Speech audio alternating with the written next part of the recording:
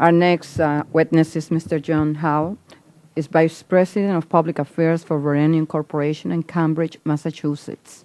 Mr. Howe has held leadership roles in several organizations, including the Coalition for the Commercial Application of Superconductors and the National Association of Regulatory Utility Commissioners.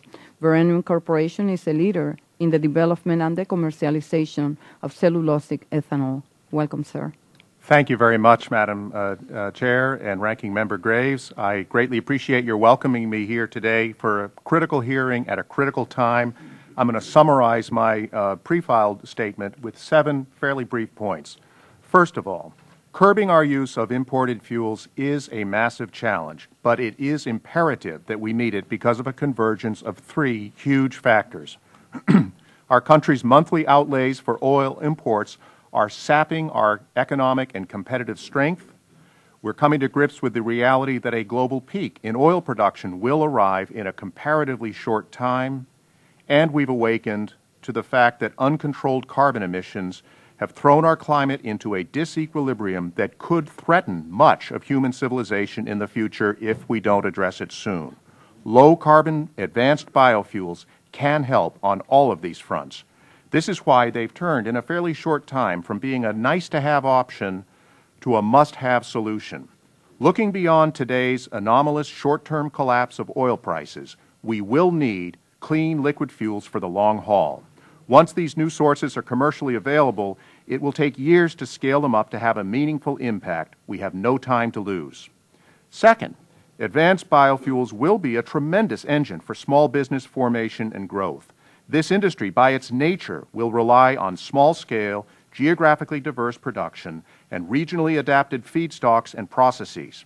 That means that large numbers of good, non-exportable jobs in small businesses all over the country will be created, as suggested by the map in my prepared statement.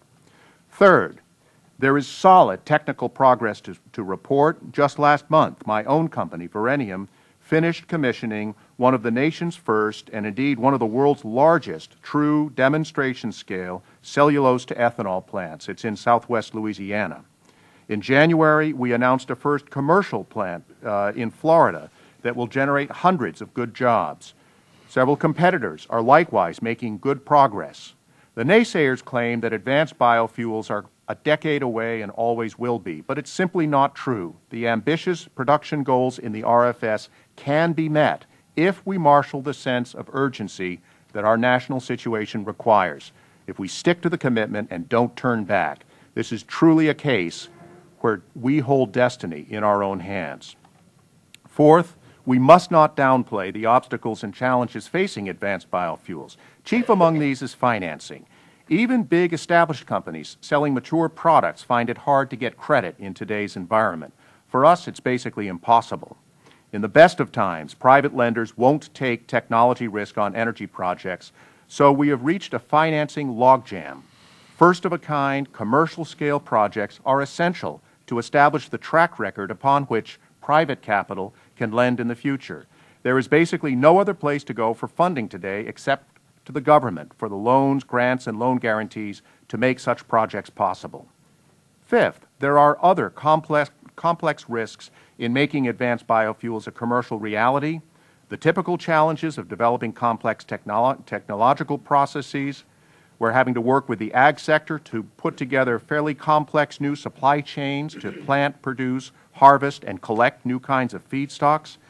There's the offtake market. You hear a lot today about the 10% blend wall. Between legislation and regulation, our industry needs to get clarity on just how the ramp-up of biofuels to 36 billion gallons under the RFS squares with a quota under EPA regulations that will max out at about 12 billion gallons of ethanol. Lifting the blend limit to 13 or 15% will help, but it will merely postpone the issue for a couple of years. It offers no certainty at all for advanced biofuels producers who are expected to produce the lion's share of future new capacity. And then let's face it, global oil markets are not exactly textbook economics 101. They feature extreme volatility, strategic behavior, and outright manipulation of price and quantity by large actors like OPEC, whose agenda is to prevent biofuels from being established as a viable alternative source. As an American, I can think of few better reasons why we should move aggressively to increase our use of biofuels than the fact that OPEC wants us to think it's a bad idea. Sixth, let's not let this long list of challenges deter us. Let's focus on the vast potential inherent in advanced biofuels to renew our economy, create jobs, protect our environment, improve domestic security and global security. For as these technologies go global, they will democratize the balance of power in energy production and use around the world. That potential is real. I've included the summary of an excellent new report by Sandia and GM that finds that a large-scale cellulose ethanol industry meeting about a third to a half of our liquid fuel needs is feasible and affordable within a surprisingly compact geographic footprint. The key is a sustained, consistent policy commitment. A half-hearted approach won't do.